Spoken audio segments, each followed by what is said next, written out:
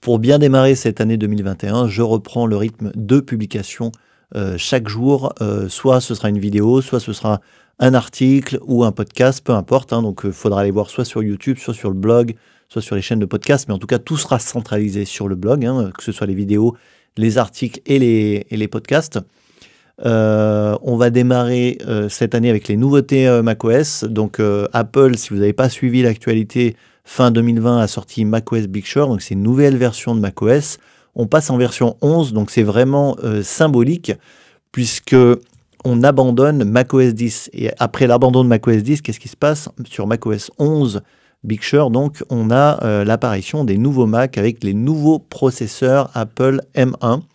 Donc je vous rassure, vous pouvez tout à fait installer Big Sur sur les Mac Intel, ça fonctionne, mais c'est symbolique, c'est vraiment le début d'une grande transition au niveau matériel chez Apple, puisque tout doucement, ils vont abandonner tous les processeurs Intel, donc ça va prendre 1 an ou 2, et ça a déjà commencé fin 2020 avec le Mac Mini, le MacBook Air et le MacBook Pro en version M1, donc c'est un nouveau processeur qui remplace les puces Intel. Donc j'aurai l'occasion de faire des vidéos sur ce sujet-là, mais en tout cas, cette version de macOS inaugure que du bon, puisque les performances vont être vraiment en hausse.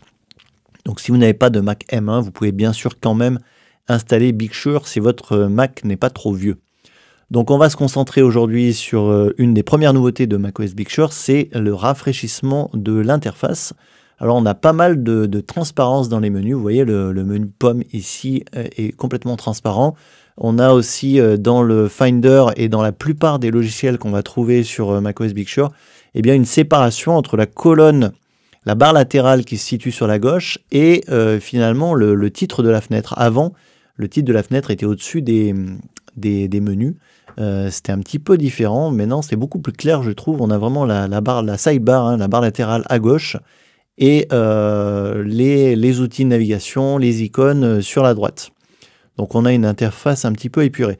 Alors, moi, je sais qu'au début, quand je suis passé sur Big Sur, ce qui m'a un peu choqué, c'est cette transparence dans les menus. Donc, ça dépend si vous êtes en mode sombre ou en mode clair, mais en tout cas, personnellement, en mode clair, ça peut être un petit peu gênant.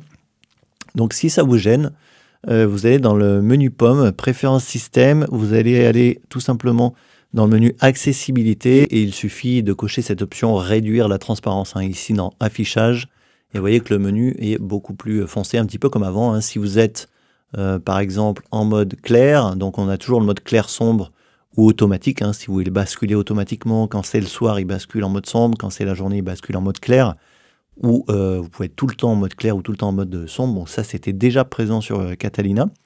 Mais vous voyez, en mode clair, on retrouve la barre blanche de macOS comme on avait l'habitude. Donc, si vous avez un petit peu de mal au départ, vous pouvez cocher cette option. Donc, je rappelle qu'elle est ici dans accessibilité, réduire la transparence. Et personnellement, au début, ça me gênait un petit peu, mais maintenant, je me suis vraiment fait à cette transparence. Et c'est vrai que quand on y goûte un petit peu, on s'y habitue très vite. Donc c'est toujours pareil.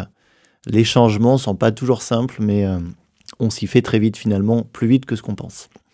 Donc voilà pour ce petit rafraîchissement d'interface. Vous voyez, les icônes aussi ont changé dans Big Sur.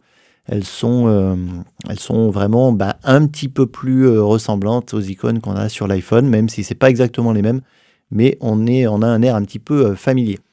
Donc voilà, premier changement de macOS Big Sur, c'est l'interface des fenêtres. Et j'aurai l'occasion de parler des autres nouveautés de macOS Big Sur dans d'autres vidéos, puisqu'il y en a quand même pas mal et ça ferait une vidéo un petit peu longue. Voilà, c'est tout pour aujourd'hui. Comme d'habitude, je vous dis à demain pour la prochaine. Et n'hésitez pas à vous inscrire à la newsletter si ce n'est pas encore fait pour ne rien manquer des publications qui vont arriver cette année.